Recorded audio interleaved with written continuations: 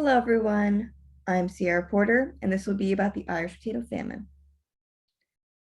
To begin, we have this picture of a woman peeling potatoes. Now, this is a picture that's supposed to represent 1849.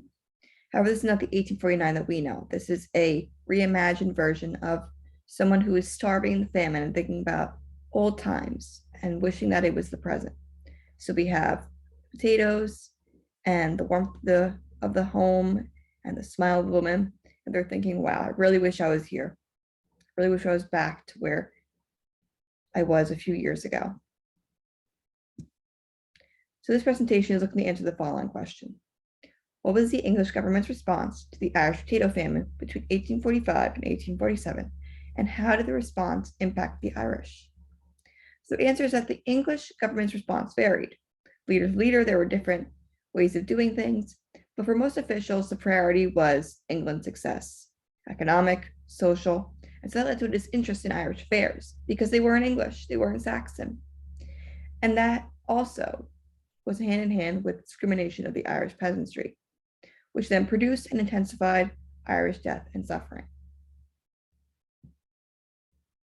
To begin, we have the background, because the only way you'll understand any of the rest is if we go to the background.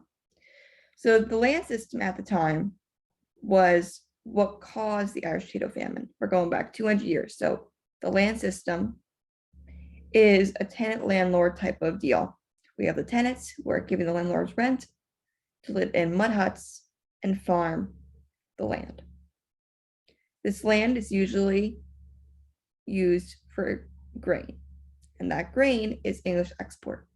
3/4 of Irish arable land was English export, leaving only 1/4 of the land to feed 8 million Irish people that existed or would exist in 1845. So from 200 years to 1845, there was the land system, there were tenants, and these people were in poverty because they only had enough to sustain themselves. And they said, we need to figure out a way to eat with this 1/4 land that we have. We need something that's nutritious. We need something that's going to give a big yield. We need something that's big. So they said, what's going to work? The potato.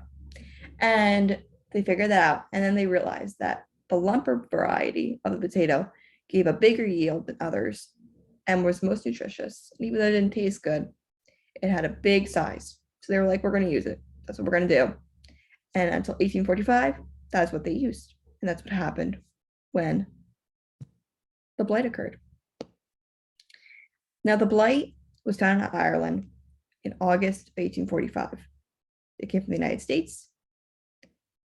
However, I will not be able to pronounce that title. It is in Latin. So anyone who feels their Latin is good, that's your job. So my job is to continue the presentation, and that disease, or a fungus is what it's also called, it killed 1/3 of the potato crop in 1845. So now we have 1/4 of the land, and you only have 2/3 of the land it's possible to use to feed 8 million people, 7 million of which completely use the potato as their sole food. So the English government's response to the Irish potato famine is that can be basically based off of what it was prior, because that depends. So majority of the government officials' response prior to the potato famine occurring was not good for the Irish. Multiple commissions and reports have been given to Parliament and said, look, this land system sucks. People are in poverty. You need to fix this. We need this fixed. We are on the verge of a famine if you don't help us. And a famine had occurred 100 years prior. So they knew that this was coming. But most officials just didn't care. They only focused on England's economic gain. They focused on industrialization at the time. And they said, we don't really care about Ireland. There were a few people who said, well, this is a problem, we'll kind of help. But their view on it wasn't good because they believed that Irish poverty was the result of Irish laziness, and that poverty is from a person's own undoing. So they said, we're not going to help them. because we need free trade. And if we help them, that involves getting rid of free trade and getting rid of laissez-faire. And those two things are very important for the English economic sector. So they said, we can't help you, bud. So that, of course, leads to the Irish potato famine and the blight. There was one man, though, who helped, and that was Prime Minister Robert Peel. So Robert Peel, when he first heard of the famine, he reacted quickly. He bought 44 million pounds of maize, the weight unit, and gave it to the Irish, had it shipped to Ireland. That's about 11.9 million pounds or dollars today, the economic unit. He set up relief systems and relief commissions that would distribute the food, and he started an Irish works system to try to up employment rates, because there's a big sector of the Irish population that was unemployed because the majority of it was farming, and you couldn't farm if you didn't have a house to live in. So a lot of Irish people were poor.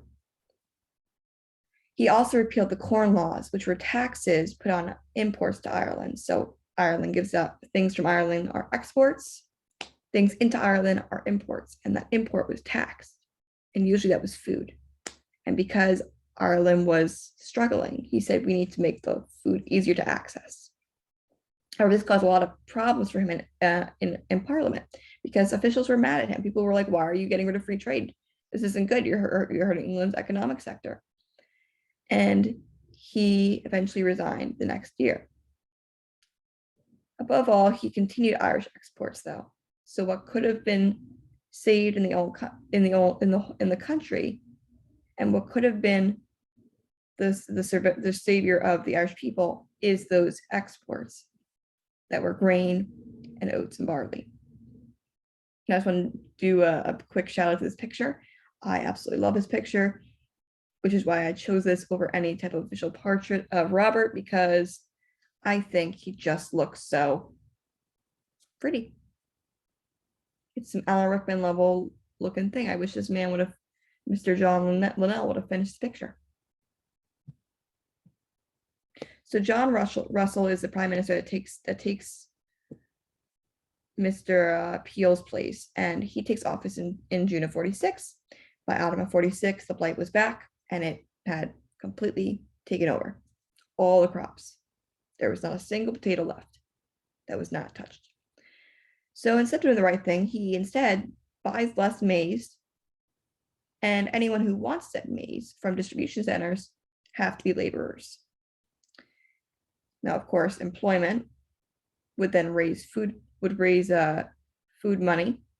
You would get the food money. You would then be able to get the potatoes, that the replacement for the potatoes, and you would need no relief, and then the famine would be over.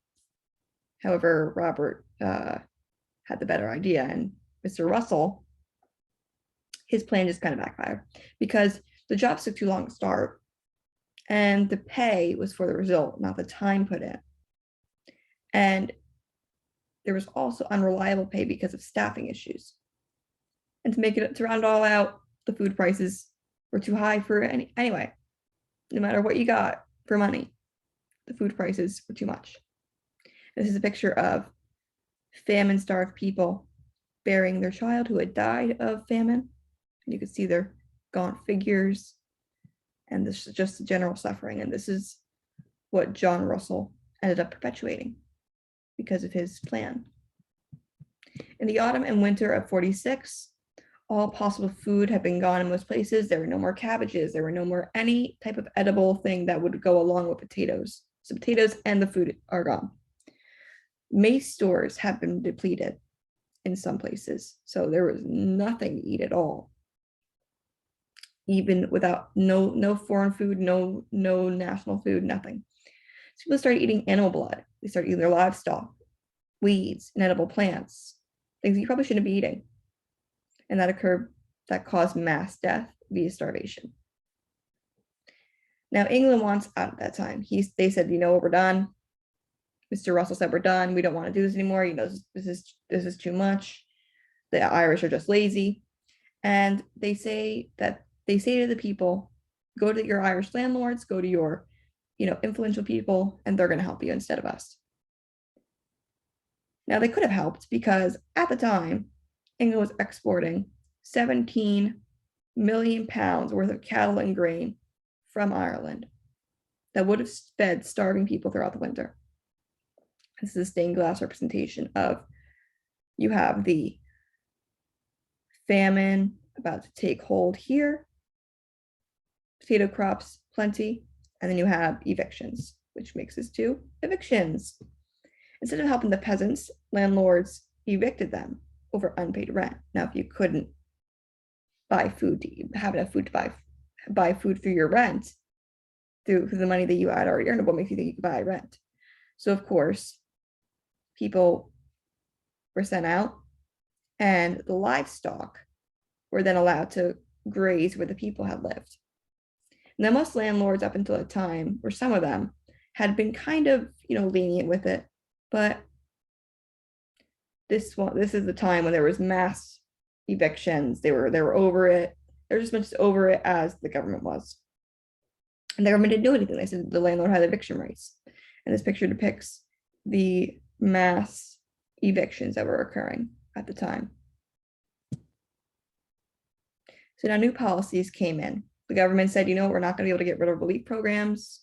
We're not going to be able to get rid of relief programs if we don't stop the famine. So we got to go back in and we got to fix this up and just be done with it. So in February of 1847, they come in guns blazing with the Temporary Relief Act. And they set up soup kitchens to feed the people. And they've completely fed all the people. And now you have a less hungry Ireland. That's not going to last for long, because in August, they closed the soup kitchens and replaced it with a revised Poor Law Extension Act. And that is going to end relief programs. Now, they then say, instead of relief programs, every beggar or someone who owns under an acre of land is going to have to not go to the streets and beg, not look for these relief programs. They're going to have to go to the poorhouses, get food, pay, work, and shelter. And that's the deal that they get. Now, of course, the poorhouses were horrible. They were not, good. They were, people beat them. A lot of people died prior to this Extension Act coming in, because there had been a poor law in Ireland, but it was not well built. So this one kind of revamped everything. The poorhouses were a little bit more, better. And that's what kind of brought Ireland through the famine. It stemmed the rest of it. It stemmed the rest of the potato blight that kind of was seen here and there throughout the crops through the following harvests.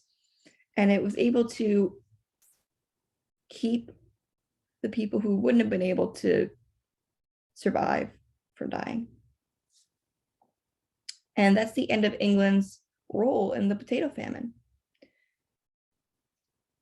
England decided that after this time, they're stepping out.